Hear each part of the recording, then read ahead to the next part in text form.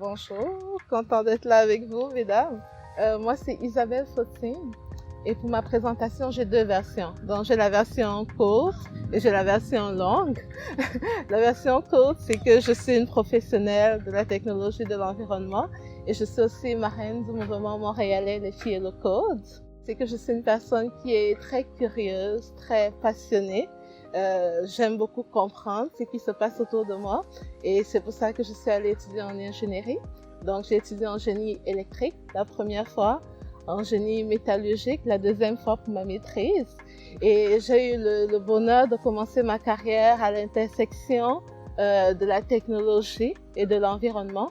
Donc, je faisais des modèles, des analyses pour l'énergie éolienne. Donc ça m'a familiarisé avec tout ce qui était sciences de données, analytique, intelligence artificielle. Et ensuite, j'ai travaillé pendant beaucoup d'années comme analyste, toujours à l'intersection de la technologie et de différentes industries.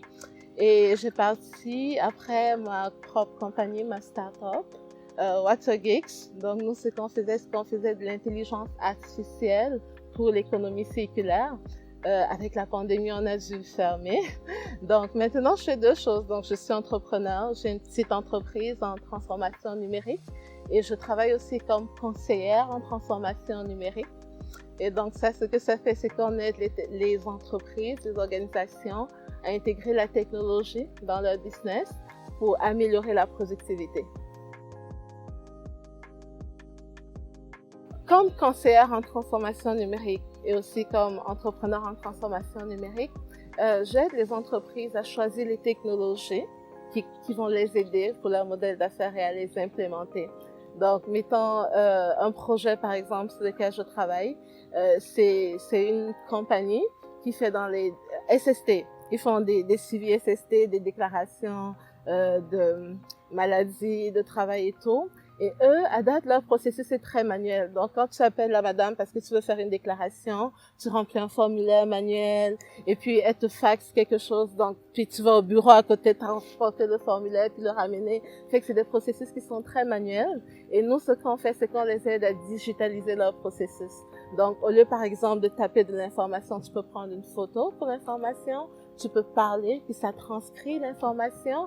Puis, c'est tout dans une plateforme sur le cloud. Fait après, c'est automatisé.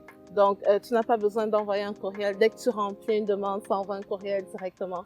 Fait que moi, dans ma journée typique, je fais beaucoup d'analyse de processus, donc comprendre comment les entreprises fonctionnent et de digitalisation. Donc, prendre les outils technologiques puis les aider à les implémenter.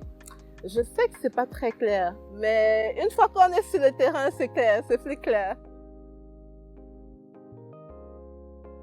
Pour travailler dans mon domaine, en fait, pour travailler dans n'importe quel domaine, je pense que la première chose qu'il faut avoir, c'est de l'intérêt pour ce domaine ou de la passion pour ce domaine.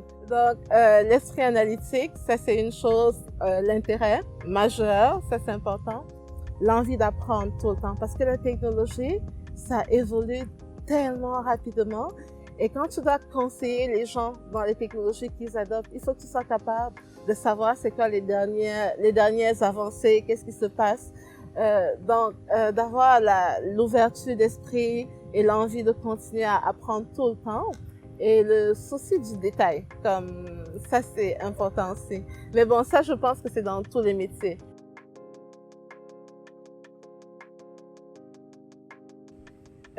Déjà parce qu'il faut avoir plus de filles partout. Ouais. Mais je le dis en niaisant, mais c'est vrai, la représentativité est importante. Quel que soit le domaine dans lequel on est, on veut avoir une représentativité de la société pour s'assurer qu'il n'y ait pas de biais. C'est les hommes, les femmes, les jeunes, les personnes plus âgées. On a besoin que tout le monde soit présent à la table parce que chacun apporte un point de vue qui est différent. Et ça permet juste d'avoir des produits ou des résultats à la fin qui sont plus intéressants et plus applicables à tout le monde. Donc ça, c'est une chose. La deuxième chose, c'est que on est dans une ère technologique, comme on est dans l'ère du numérique.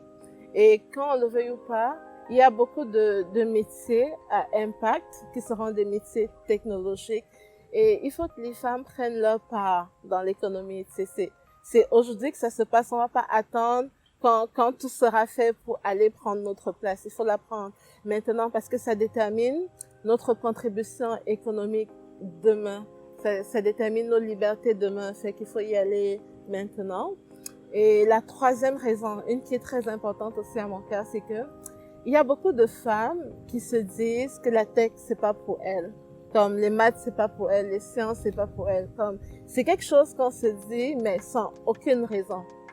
Et donc, c'est important d'avoir des femmes en tech juste parce que c'est important que les femmes fassent ce qu'elles ont le potentiel de faire. Si tu as le potentiel de changer le monde, faut pas qu'on mette des limites. Faut que tu puisses le faire. Et oui, c'est important d'avoir des femmes en tech. Parce que je vais avoir des collègues aussi qui sont des femmes. Un commentaire très important, c'est que quand on parle de femmes en tech, souvent ce sont les femmes qui parlent de femmes en tech.